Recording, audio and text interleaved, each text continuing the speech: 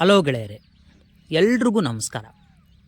ಈ ವಿಡಿಯೋದಲ್ಲಿ ನಾವು 2019ರಲ್ಲಿ ನಡೆದಂತಹ ಕನ್ನಡ UPSC ಮೇನ್ಸ್ ಆಪ್ಷನಲ್ ವಿಷಯದ ಪ್ರಶ್ನೆ ಪತ್ರಿಕೆಯನ್ನು ನೋಡೋಣ ಬನ್ನಿ.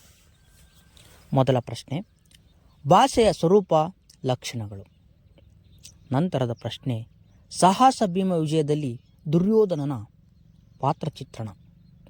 ನಂತರ ಹರಿಹರನ ರಗಳೆಯಲ್ಲಿ ಭಕ್ತಿಯ ವಿವಿಧ ಸ್ವರೂಪಗಳು.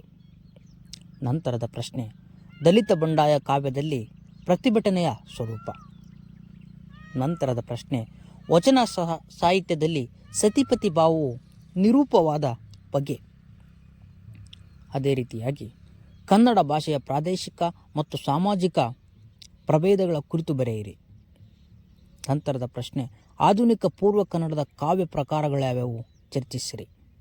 ನಂತರದ ಪ್ರಶ್ನೆ, ಹರಿಶ್ಚಂದ್ರ ಕಾವ್ಯದಲ್ಲಿ ಬರುವ ಗಾನರಾಣಿಯರ ಪ್ರಸಂಗವನ್ನು ವಿಶ್ಲೇಷಿಸಿರಿ. ನಂತರದ ಪ್ರಶ್ನೆ, ದೇವನೂರು ಮಹಾದೇವರ ಕಥೆಗಳಲ್ಲಿ ಚಿತ್ರಗೊಂಡಿರುವ ಶೋಷಣೆಯ ಸ್ವರೂಪವನ್ನು ವಿವರಿಸಿ. ನಂತರದ ಪ್ರಶ್ನೆ, ದ್ರಾವಿಡ ಭಾಷಾ ಪರಿವಾರಗಳ ಸಾಮಾನ್ಯ ಲಕ್ಷಣಗಳನ್ನು ವಿವರಿಸಿ. ನಂತರದ ಪ್ರಶ್ನೆ, ಕನಕದಾಸರ ಕೀರ್ತನೆಗಳಲ್ಲಿ ಪ್ರತಿಪಾದಿತವಾಗಿರುವ ಸಾಮಾಜಿಕ ಪ್ರಜ್ಞೆಯನ್ನು ವಿಶ್ಲೇಷಿಸಿರಿ. ನಂತರದ ಪ್ರಶ್ನೆ, ಕನ್ನಡ ಪ್ರಗತಿಶೀಲ ಸಾಹಿತ್ಯದ ಪ್ರಮುಖ ಆಶಯಗಳನ್ನು ಚರ್ಚಿಸಿರಿ. ನಂತರದ ಪ್ರಶ್ನೆ, ಕನ್ನಡದ ನವ್ಯ ಸಾಹಿತ್ಯದ ಸಾಧನೆಯನ್ನು ವಿವರಿಸಿ. ಅದೇ ರೀತಿಯಾಗಿ ಮುಂದುವರೆದು ನೋಡುವುದಾದರೆ, ಕನ್ನಡ ಭಾಷೆ ಬೆಳವಣಿಗೆಯ ವಿವಿಧ ಹಂತಗಳನ್ನು ಪರಿಚಯಿಸಿ. ಯಶೋಧರ ಚರಿತೆಯಲ್ಲಿ ಚಿತ್ರಣಗೊಂಡಿರುವ ಹಿಂಸೆಯ ವಿವಿಧ ಸ್ವರೂಪಗಳನ್ನು ವಿಶ್ಲೇಷಿಸಿರಿ. ನಂತರದ ಪ್ರಶ್ನೆ, ಪುರಂದರದಾಸರ ಕೀರ್ತನೆಗಳಲ್ಲಿ ಕಂಡುಬರುವ ಭಕ್ತಿಯ ಸ್ವರೂಪವನ್ನು ನಿರೂಪಿಸಿ. ಕನ್ನಡ ನವೋದಯ ಸಾಹಿತ್ಯ ಬೆಳೆದು ಬಂದ ಬಗೆಯನ್ನು, ಪ್ರಭಾವ, ಪ್ರೇರಣೆ ಮತ್ತು ಸಾತ್ವಿಕತೆಯ ನೆಲೆಯಲ್ಲಿ ಸಂಕ್ಷಿಪ್ತವಾಗಿ ನಿರೂಪಿಸಿ. ಮುಂದುವರೆದು ನಾವು ನೋಡುವುದಾದರೆ, ಕಾವ್ಯ ಸ್ವರೂಪ, ವಿವಿಧ ವ್ಯಾಖ್ಯಾನಗಳು. ನಂತರದ ಪ್ರಶ್ನೆ, ಕರ್ನಾಟಕದ ಸಂಗೀತ ಪರಂಪರೆ. ನಂತರದ ಪ್ರಶ್ನೆ, ಹೊಯ್ಸಳರು ವಾಸ್ತುಶಿಲ್ಪದ ವೈಶಿಷ್ಟ್ಯತೆ. ನಂತರ ಸಾಧಾರಣೀಕರಣ. ನಂತರ ಕರ್ನಾಟಕದ ಏಕೀಕರಣದ ಹೋರಾಟ. ಅದೇ ರೀತಿಯಾಗಿ ಮುಂದುವರೆದು ನೋಡುವುದಾದರೆ, ರಸಸಿದ್ಧಾಂತದ ಕುರಿತು ಅಲಂಕಾರಕರು ನಡೆಸಿದ ಚರ್ಚೆಯನ್ನು ನಿರೂಪಿಸಿ.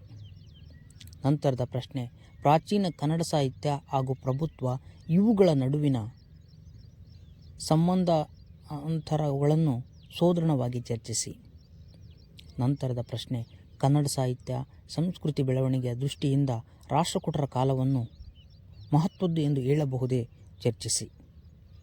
ನಂತರದ ಪ್ರಶ್ನೆ, ಚಾರಿತ್ರಿಕ ಸಾಹಿತ್ಯ ವಿಮರ್ಶನೆಯ ಮಾನದಂಡಗಳನ್ನು ಪರಿಚಯಿಸಿ. ಮುಂದುವರೆದು ಮತ್ತೆ ನಾವು ನೋಡುವುದಾದರೆ, ಕನ್ನಡ ಸಾಹಿತ್ಯದ ವಿಮರ್ಶೆಯ ಆಧುನಿಕ ಪ್ರವೃತ್ತಿಗಳನ್ನು ಚರ್ಚಿಸಿ. ನಂತರದ ಪ್ರಶ್ನೆ, ರೀತಿಯೇ ಕಾವ್ಯದ ಆತ್ಮ. ಈ ಮಾತನ್ನು ಹೇಳಿದ ಅಲಂಕಾರಿಕನ ಆಶಯವನ್ನು ವಿವರಿಸಿ. ಕರ್ನಾಟಕ ವಾಸ್ತುಶಿಲ್ಪಕ್ಕೆ ಬಾದಾಮಿ ಚಾಳುಕ್ಯರ ಕೊಡುಗೆಯನ್ನು ಚರ್ಚಿಸಿರಿ. ಕನ್ನಡ ಸಂಸ್ಕೃತಿಗೆ ವಚನ ಚಳುವಳಿಯು ಕೊಟ್ಟ ಮಹತ್ವದ ಕೊಡುಗೆ ಏನು? ಸೋದರವಾಗಿ ಚರ್ಚಿಸಿ. ನಂತರದ ಪ್ರಶ್ನೆ, ಸ್ತ್ರೀವಾದಿ ವಿಮರ್ಶನೆಯ ಮುಖ್ಯ ಲಕ್ಷಣಗಳನ್ನು ಸೋದರವಾಗಿ ಚರ್ಚಿಸಿ. ಕಾವ್ಯದಲ್ಲಿ ಅಲಂಕಾರಗಳ ಮಹತ್ವವನ್ನು ಚರ್ಚಿಸಿರಿ. ಕರ್ನಾಟಕದಲ್ಲಿ ಧರ್ಮ ಸಮನ್ವಯ ಬೆಳೆದು ಬಂದ ಬಗೆಯನ್ನು ವಿವರಿಸಿ. ವಿಜಯನಗರ ವಾಸ್ತುಶಿಲ್ಪದ ವೈಶಿಷ್ಟ್ಯಗಳೇನು? ಚರ್ಚಿಸಿ.